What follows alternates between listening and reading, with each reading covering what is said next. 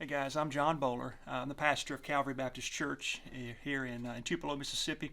And if you're a Calvary member, I hope you're excited about worshiping the Lord on Sunday. And you may be viewing this video and you attend another church. And I hope you're excited as well about what God's going to do this coming Sunday in our churches. One of our goals this year at Calvary is in the area of our Sunday school ministry. We're praying that every member that's physically abled, that they're a part of Sunday school, that they're connected to a class, and that they are that's an area of their life that they're committed to a class where there's accountability, where there's Bible teaching, and where there's fellowship. So what I wanted to do is put together a series of videos that will help you as a member of Calvary, and for anyone else who may be viewing this, that will encourage you, and that can maybe just offer some practical ways about Sunday school. This one today, I wanted to focus on how to grow your Sunday school ministry. I think every person who's part of a church wants to have a growing church, wants to have a growing Sunday school ministry. And we know that there is no numerical growth, there is no spiritual growth outside of the Lord's leadership in our life. So I don't discount that. In fact, all the glory and all the honor goes to the Lord. But I just wanted to offer some practical ways that can encourage you and help you in the area of Sunday school and how to grow your Sunday school ministry. Well, number one, I think it starts with a mindset. I often say that when we gather together in the Lord's house on Sunday, that we need to expect new people every Sunday. And what I mean by that is every Sunday that we come together, we're expecting to meet somebody that we don't know. It's a first-time guest, or it's someone that's come just a couple of times and we have an opportunity to meet them.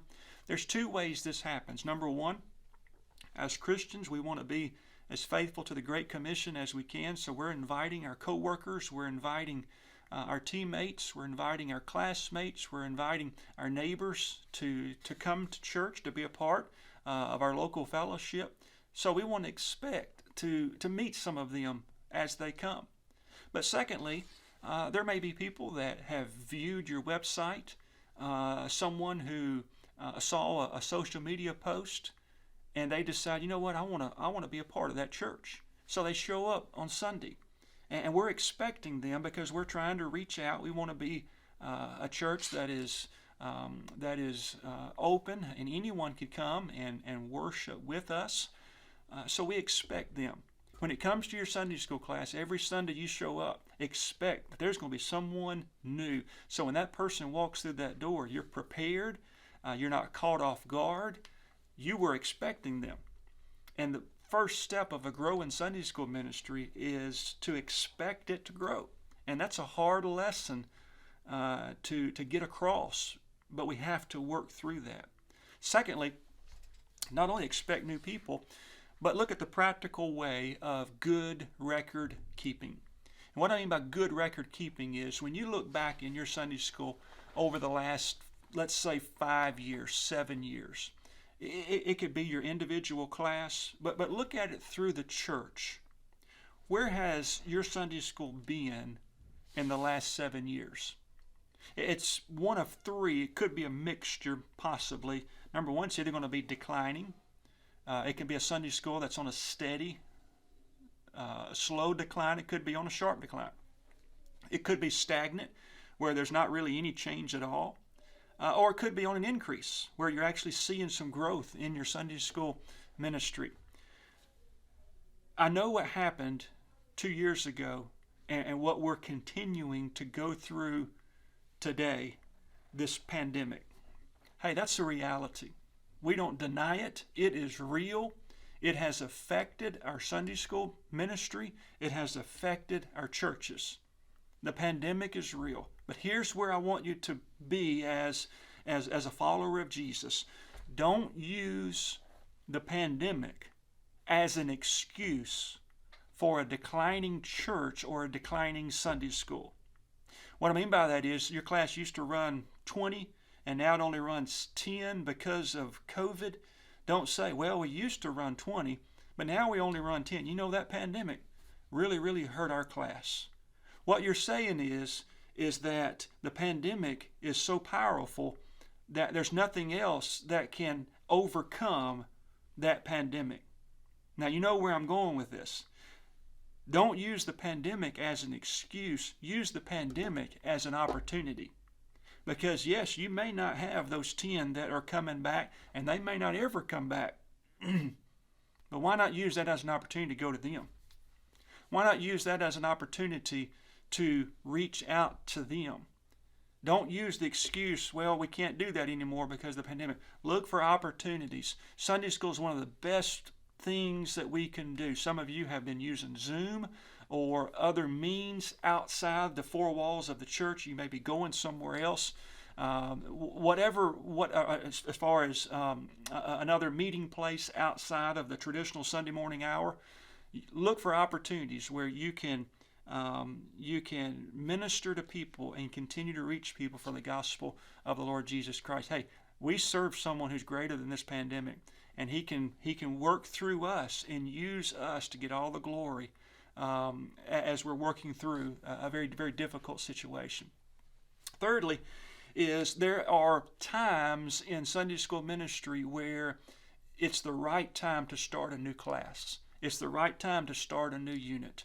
After this pandemic, many of you are restarting Sunday school, or you have restarted in the last year. Look at it. Is there a class that has plateaued? They're running consistently 30 or 40, but there's maybe 80 on roll. That may be an opportunity for a new class. You look at some people in your Sunday morning worship hour that's not in Sunday school. Maybe a new class can reach them. When you start new units, there has to be prayer, there has to be planning, there has to be preparation for that. You have to be patient with that as well. But there's the right time, and new units grow faster than traditional classes that are over 2 years old. We need those classes, but in order to grow, sometimes we have to go to the point where we start new work, start new units. Number 4 is, and this is what we're doing January 30th here at Calvary, is we're having a Super Sunday. You can call it High Attendance Day. You can call it Friend Day. It's a lot of different words. It's been around since I was a kid. I remember the old-fashioned High Attendance Days. And there's 2 purposes on that day. Set you a goal, a God-sized goal for that day. The main purpose of that day is not to get a large number, not to say, hey, we had so many in Sunday school on that Sunday. That will encourage us all, and we don't want to look past that, because we all need encouragement when it comes to our walk with Jesus. But the main reason is that every single person that's in Sunday school that day matters to the Lord. And if we can reach out to someone and get them connected to a class and enroll them in a class, our purpose is not to have a large Sunday school on that one Sunday. Our purpose is for that to continue on Sunday after Sunday after Sunday. And if new people have been enrolled in our Sunday school classes, now a teacher in a class has someone else they can minister to and fellowship and reach out to and be the hands and feet of Jesus, so that they don't just show up on that one Sunday, but maybe it's something that can continue on.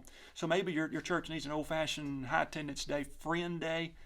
You go to your neighbor, hey, I want you to come to Sunday school at my church Sunday. It's Friend Day. You're my friend. I love you. I want you to come be a part of Sunday school. Hey, don't be surprised if they do that. Expect new people. Lastly, and this is huge, if you want your Sunday school to grow, you've got to bathe it in prayer. One of our prayer goals is our Sunday school ministry. We've got some specifics when it comes, if you're part of Calvary, and you heard that on Sunday, and you'll be hearing more about that as we go throughout this year. But pray specifically for your Sunday school. Here's one of the easiest things you can do if you're part of a Sunday school class. Think about where you meet, your classroom. Do you have any empty chairs that will not be filled on Sunday? I think all of you'd say, yeah, we're going to have some empty chairs. I don't know how many you may have, but we're going to have some empty chairs. Why not close your meeting time Sunday after you've had your fellowship time and your Bible study? You usually take prayer requests, and you need to, that's okay. We need to pray for each other. We need to pray for our needs. But why not spend a few minutes and individually pray for every empty chair that's in your classroom? Maybe you have 10 empty chairs. Just take a few moments and pray, Lord, fill this chair. Lord, I don't know who's going to be in this chair, but you do. And we ask God and believe by faith, Lord, that you can fill this chair. And you do that, and you pray and you pray and you pray. And you're expecting someone to be in that seat. So when they show up the next Sunday or the following Sunday or 8 weeks later, it's all in the Lord's timing. You can introduce, hey, my name is John Boler, and welcome to our Sunday school class. Hey, I just want you to know we've been praying for you. And they may say, well, what do you mean? They say, we've been praying that God would fill these empty chairs.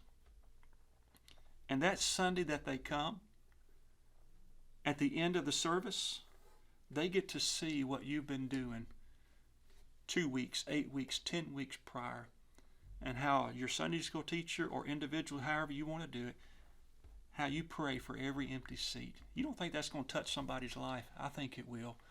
So pray. Your Sunday school will not grow apart from the power of prayer, just like your church won't grow apart from the power of prayer. So those are some practical ways to help grow your Sunday school. It starts with a mindset to expect new people, have good record keeping, and know where you're at. Use the pandemic not as an excuse, but as an opportunity. Look for ways to start new classes. Have a high attendance day or a friend day, a super Sunday. And then lastly is simply to pray that God would pour out His blessings, pour out His grace and His power upon our church and upon our Sunday school class. Next week, I want to share a video on what makes a Sunday school class stagnant. You can almost say what makes a Sunday school class non-existent, where there's no life. I want to share 4 or 5 things so that if that's where you're at as a class, here's how to get out of that. So it'll be posted towards the end of next week. Hope you have a great week. Calvary folks, hope to see you guys on Sunday. Be in Sunday school, 9:45. 2 services, 8:30 and 11. Be a part of one of those. If you're in the Tupelo area, you don't have a church home, we invite you. We're praying for you. We're expecting you. We'd love for you to come, be a part of what God's doing at Calvary. Have a great rest of the day. If we can do anything for you, don't hesitate to let us know. We'll see you in the Lord's house on Sunday.